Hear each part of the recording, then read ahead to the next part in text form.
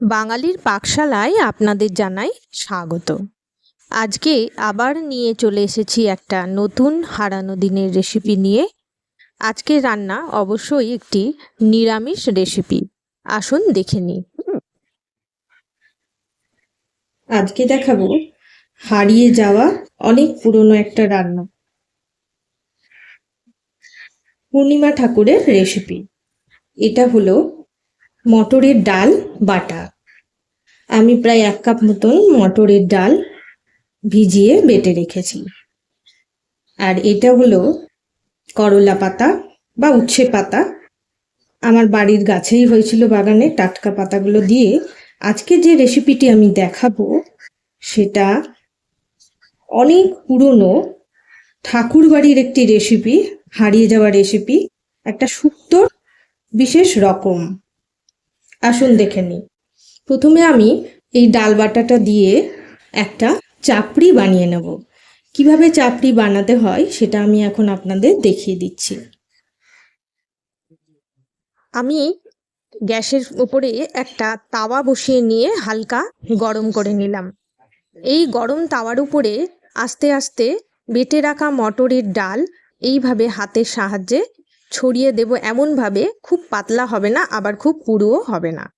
এবার উপর থেকে একটা ঢাকা দিয়ে দেব এবং গ্যাসের ফ্লেম একেবারে লো করে দেব।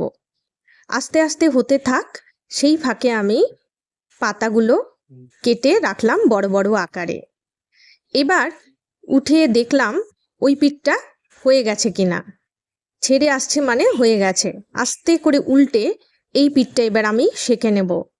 চাপড়ি তৈরি করতে গেলে কখনোই তেলের ব্যবহার করবেন না, এটি শুকনো করে সেঁকে নিয়েই করতে হয়। কিছুক্ষণ পর উল্টে পাল্টে যখন চাপড়ি তৈরি হয়ে গেছে, এটা নামিয়ে রেখে কড়াইয়ে আমি 1 টেবিল চামচ ঘি দিয়ে দিলাম। ঘিয়ের বদলে আপনারা তেল বা সর্ষের তেলও ব্যবহার করতে পারেন। এবারে দিচ্ছে 1 চা চামচ মেথি।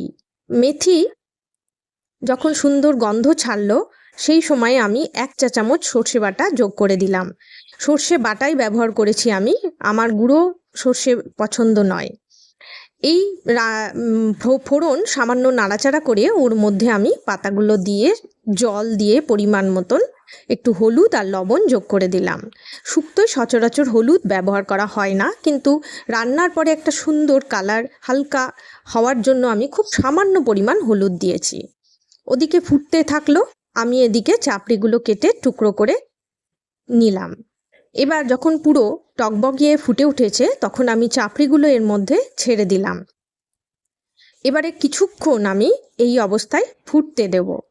যখন ঝোল বেশ একটু গাঢ় হয়ে আসবে ফুটতে ফুটতে, সেই সময়ে আমি দিয়ে দিলাম তিল বাটা। 1 টেবিল চামচ সাদা তিল বেটে জলে গুলে আমি তিল পিঠালি তৈরি করে নিয়েছি। এটি শুক্তোর একটা বিশেষ উপকরণ। এবার তিল পিঠালি দেওয়ার পরে খুব বেশি নাড়াচাড়া করার দরকার নেই, কারণ ঝোল আগেই ফুটে তৈরি হয়েছিল।